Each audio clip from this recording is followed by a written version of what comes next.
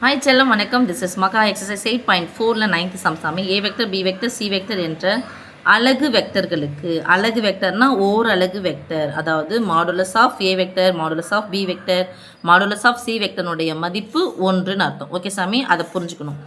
அலகு வெக்டர்களுக்கு A vector dot B vector equal to A vector dot C vector equal to 0 எனில், இதையும் உங்களுக்கு இதை படித்தோன்னே என்ன தெரியணும்? ஏ vector dot B vector equal to 0னா ஏவும் பியும் செங்குத்து, ஏவும் சியும் செங்குத்துன்னு அர்த்தம். Okay.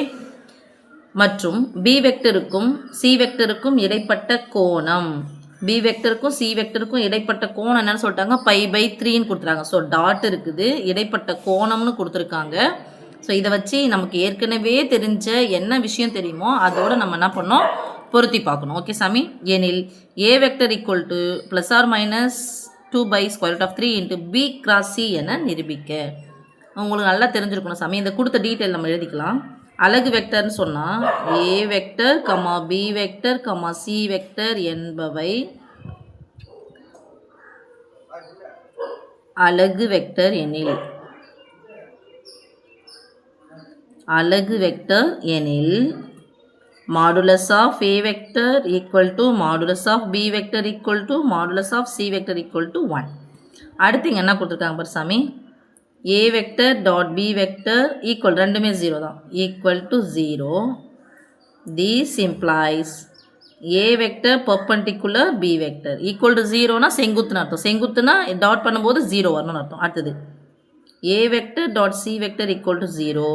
This implies A vector perpendicular C vector. அப்போ ஏ ஆனது பிக்கும் சிக்கும் எப்படி இருக்குது? செங்குத்தாக இருக்குது. இதிலிருந்து திஸ் இம்ப்ளைஸ் ஏ வெக்டர் ஆனது, நான் ஏ வெக்டர் ஆனது பி வெக்டருக்கும் சி வெக்டருக்கும் செங்குத்து. ஓகே செல்லம். இப்போது பி வெக்டருக்கும் சி வெக்டருக்கும் செங்குத்தாக இருந்தால் என்ன கண்டிஷன்னு சொல்லிட்டு ஒன்று இருக்குது. என்ன வரும் அப்படின்றது இருக்குது, பார்க்கலாம். தேர்ஃபோர், செங்குத்துனா என்ன சமயம் அர்த்தம்? Therefore A vector dot B cross C, sorry, A vector equal to B cross சியாக இருக்கும். ஆனால் அது கூட ஒரு மாறிலியை போட்டு நம்ம பெருக்கணும், இன்ட்டு லேம்டா. இந்த லேம்டா மாறிலி வந்து முன்னாடி கூட நீங்கள் எடுத்துகிட்டு வந்துங்க, தப்பு கிடையாது. ஆர்னு போட்டுக்கிட்டா ஆர் ஏ வெக்டர் ஈக்குவல், அதாவது ஏ வெக்டர் ஆனது பிக்கும் சிக்கும் செங்குத்தாக இருந்துச்சுன்னா A vector equal to lambda into B cross C. Okay செல்லம். இப்போ நான் என்ன பண்ணேன்? மாடுலஸ் எடுக்கிறேன். Modulus of A vector equal to, இல்லை A vector the whole square equal to, modulus எடுத்தால் என்ன பண்ணணும் சாமி? இதுக்கும் ஸ்கொயர் எடுக்கணுமா? ஸோ இதுக்கும் ஸ்கொயர் எடுங்க, இதுக்கு மாடுலஸ் போடுங்க. இது மாடுலஸ் போட வேண்டிய அவசியம் இல்லை, மாறலி இது. B cross C the whole square, modulus of A vector square equal to lambda square into B cross modulus of B cross C the whole square. எனக்கு B plus C the whole square, மாடுலஸ்குள்ளே B plus C the whole square இருந்துச்சு அப்படின்னா B square plus C square, modulus of B square plus modulus of C square. இங்கே plus இருந்தால் plus 2 into B into சின்னு போடுவோம். ஆனால் இப்போ இங்கே கிராஸ் இருக்குது. அப்போ கிராஸ்னா ஃபார்முலா என்ன வரும் சாமி?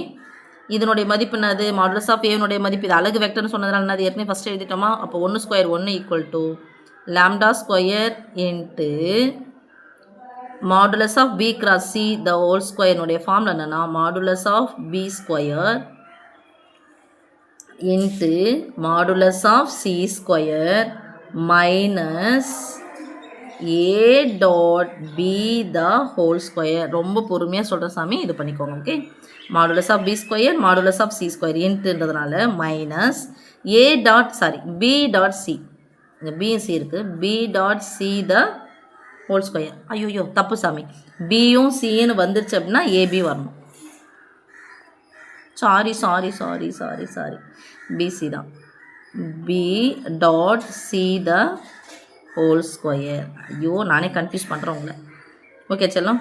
That is equal to lambda square into modulus of பியினுடைய மதிப்பு 1, ஏன்னா ஓரலகு வெக்டர், இதுவும் 1 1 1 கூட 1 பெருக்குன்னா அது தானே கிடைக்கும். So 1 minus B dot C the whole square. இப்போ இதில் நம்ம இடைப்பட்ட கோணம்னு ஒரு வார்த்தை சொன்னாங்கல்ல சாமி, அப்போ இடைப்பட்ட கோணம் பிசிக்கும் இடைப்பட்ட கோணம் டாட் வந்துட்டு இடைப்பட்ட கோணம்னு ஒரு வார்த்தை வருது அப்படின்னு சொன்னால் ஏற்கனவே நமக்கு தெரிஞ்ச formula cos theta equal to a dot b by modulus of a into modulus of b. Okay, அப்போ இந்த a டாட் b அப்படின்றது இங்கே a டாட் b இருந்துச்சுன்னா அங்கே ஏவும் பியும் வரணும், bc இருந்துச்சுன்னா இங்கே bc வரணும். இது அந்த பக்கம் எடுத்துகிட்டு வந்துடுங்க சாமி. அப்போ modulus of a into modulus of b into cos theta equal to என்னது a டாட் b. ஓகே, இது சின்ஸ்ன்னு போட்டுக்கோங்க. இப்போ இதில் போய் அப்ளை பண்ண போகிறோம். Lambda square into 1 minus B dot C.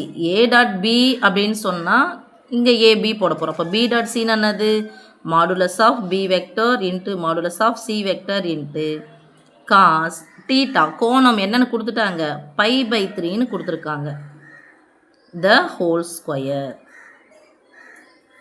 Okay, that is equal to lambda square into 1 minus இதனுடைய மதிப்புனா சாமி ஒன்றா ஓரளவு வெக்டர் இதனுடைய மதிப்பு ஒன்று தான் கிடைக்கும்.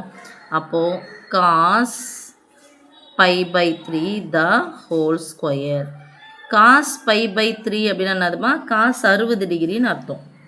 180 டிகிரி பையனா 180 டிகிரி. காஸ் 60 டிகிரியின் மதிப்பு 1/2. இப்போ எடுத்து அப்ளை பண்ணிக்கலாம். லாம்டா ஸ்கொயர் இன்ட்டு 1 மைனஸ் 1/2 த ஹோல் ஸ்கொயர்.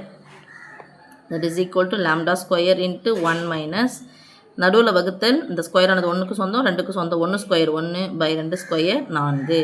ஒரு பின்ன எண் ஒரு முழு எண் இருக்குது, மைனஸ் இருந்துச்சுன்னா குறுக்க பெருக்கி கழிச்சு பை போடணும். ஒரு நாள் 4 4லேருந்து 1 போனால் 3.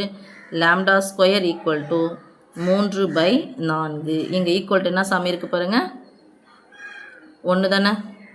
ஸோ 1 போடணும் அவசியம் இல்லை. இங்கே எங்கேருந்து பாருங்கள் இங்கே 1 போட்டோன்னா இங்கே ஈக்குவல்னா இதுக்கு இது சமம்னு அர்த்தம். ஃபைனல் ஆன்சருக்கு நான் வர்றதுனால இங்கே 1 போடுறேன். எனக்கு யார் தேவை லாம்டா ஸ்கொயர் தான் தேவை. லாம்டா ஸ்கொயர் இங்கே வச்சுக்கிறேன். அதனால் இதை இந்த பக்கம் எடுத்துகிட்டு வரேன். ஓகே, அப்போ இது பெருக்கலாக இருக்கிற இந்த பக்கம் இருந்துச்சுன்னா வகுத்தலாக மாறும். வகுத்தலைன்னா அது வகுத்தல் இந்த பக்கம் தலைக்கிடவா அதான்.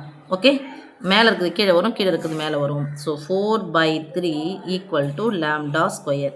எனக்கு யார் தேவை லாம்டா மட்டும்தான் தேவை. This implies lambda equal to lambda வேணும்னு என்ன பண்ணணும் இங்கே ஸ்கொயர் கேன்சல் ஆகும்னா ஸ்கொயர் ரூட் எடுக்கணும். அப்போ ஸ்கொயர் ரூட் எடுக்க போகிறோன்னு சொன்னால் ப்ளஸ் ஆர் மைனஸ் பண்ணணும். Plus or minus 4/3. இதெல்லாம் புரியுதா? இங்கே ஸ்கொயர் ரூட் எடுக்கணும், இங்கே ஸ்கொயர் ரூட். இந்த ஸ்கொயர் ரூட்டும் கேன்சல் ஆகிடும். அதுதான் லாம்டா ஈக்குவல்னு போடுறேன். These implies lambda equal to plus or minus நடுவில் வகுத்தல் இந்த ஸ்கொயர் ரூட் ஆனது 4க்கும் சொந்தம் 3க்கும் சொந்தம்.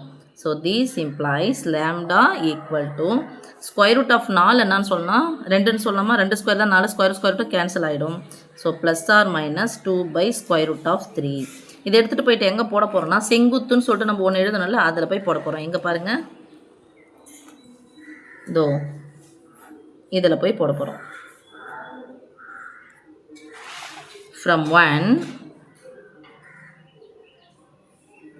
from equation 1. equation 1 என்னது a vector equal to lambda into b cross c. This implies a vector equal to lambda க்கு பதிலா plus or minus 2/√3 into b cross c. நம்மளை நிரூபிக்க சொன்னது இதான் சாமி. ஸோ நிரூபிச்சாச்சு. இங்கே என்ன போட போகிறோம் hence proved போட போகிறோம். ஓகே, தேங்க்யூ செல்லம்.